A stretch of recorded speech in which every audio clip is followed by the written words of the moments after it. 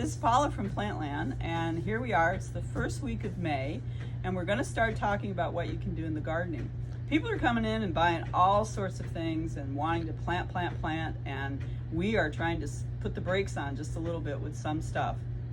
It's getting to be pretty nice days. It looks like the day I'm filming this, it looks like it's going to be a very nice day. I know the other day when I was driving in my car, the temperature said it was 74 degrees, very warm. Lots of things we can be doing in the garden now, but this is the time of year when we really have to be aware of a couple of things. One is that we need to really pay attention to the fact that it is a fact that our average last frost date is going to be somewhere around the middle of this month to the end of this month. So the beginning of the month, we're starting to be, it's a little dicier to start putting things out. So even though our nighttime temperatures seem to be fairly warm, down on Flathead Lake last night, I think the temperature this morning was somewhere around 42 degrees. That's pretty warm.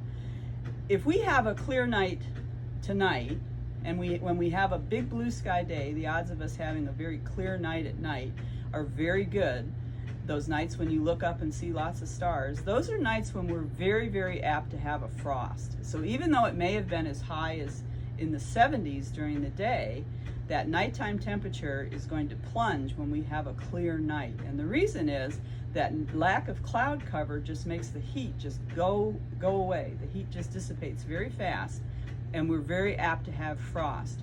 Very important to become a person who really watches the weather, really listens to the weather reports, really watches the weather. You're paying attention to those nighttime lows, and when it gets to be a little after supper time, you're going outside and looking out and seeing how clear the night is. Now, lots of things that you could put out. For example, I'm thinking that I might put my cucumbers out this weekend, but I'm going to put some 5-gallon buckets up by my cucumber bed, because any of these clear nights, any of these nights when it's forecast to go down below freezing, below 32 degrees, I'm going to go out and put those 5-gallon buckets on top of those cucumbers to protect them. Lots of things that we should have done in the garden at this point. We should have onions in, we should have carrots, potatoes, beets in. I'm trying to think. Peas should be in by now. Some of your cool weather crops like broccoli, cabbage, cauliflower should be planted by now. If you planted those as tender plants, they should be hardened off enough to take a light frost. They should be something that if we get down where the temperature is between 30 and 35, the plant should be fine.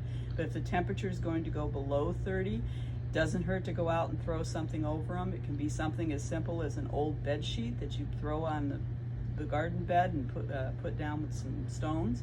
It can be really simple to protect your plants from frost, and you should do that.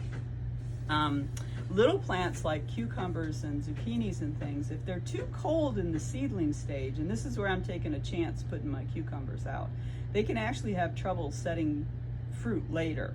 So I'm taking a little bit of a chance, but I get to do that because if cucumbers die, I just get to come in here and grab another cucumber plant, and that's it. That's for me. But for a lot of you folks, you want to just make that purchase just once. So we're being very careful in the garden right now. While we might have lots of things planted and lots of things going on, the number one thing you should be doing in the gardening this week is watching the weather and paying attention to the weather. The second thing you should be doing this week, watching in your garden, is you should be paying attention to watering. It's been a little bit dry. We've had some rain, we've had some moisture, but you want to pay attention that your soil's not drying out completely in between waterings. So you want to be paying attention to that water. If it seems like we start to get too much rain, you may want to start to protect some areas that aren't draining well by putting a cover over them when it's raining hard. The very last thing I'm going to talk about very quickly are peat pots, which are the little pots. This is a zucchini plant. I'm going to show you the right way to plant this. Basically, you just take this whole pot and put it in the ground. Sometimes I will tear off these top edges of the pot very gently. I'm trying not to disturb those roots.